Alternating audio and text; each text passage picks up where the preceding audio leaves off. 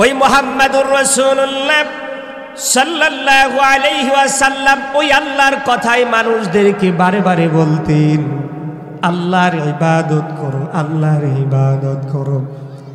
লাত মানাত আর উজ্জা আমাদেরকে খাওয়ায় না, আমাদেরকে পড়ায় না।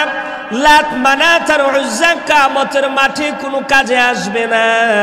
যেই দিন নাকি কিয়ামতের মাঠ কায়েম হয়ে যাবে, ওই দিন লাত মানাত আর উজ্জা বলবে, আমরা নিজেরাই তো বাঁচতে পারি না। যেই একটা কাঠ দিয়ে বলে এবং পাথর দিয়ে বলে, যে কোনো বস্তু দিয়া মানুষগুলো দুনিয়ার মধ্যে মূর্তি বানাবে, কিয়ামতের মাঠে আল্লাহ পাক রব্বুল আলামিন ওই মূর্তিগুলাকে আবার পুনরায় হাজির করা হবে। যারা তার ইবাদত করত তাদেরকে আবার দাঁড় করানো হবে, তাদেরকে এবং যার উপাসনা করত এই দুইজনকে দাঁড় করানোর পর এবার তাদেরকে বলবে যারা তার ইবাদত করত।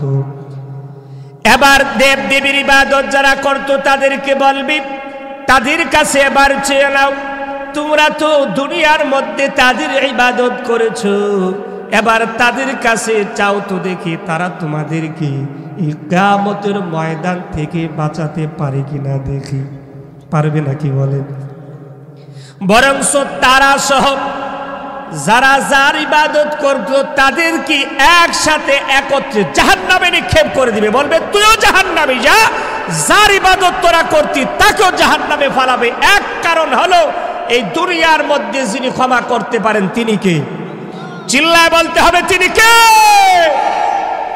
এই দুনিয়ার মধ্যে যদি আমি আপনি গুনাহ করি, আমার আপনার গুনাহ যদি হয়ে যায়, তাহলে কেউ আমাকে আপনাকে ক্ষমা করতে পারবে না।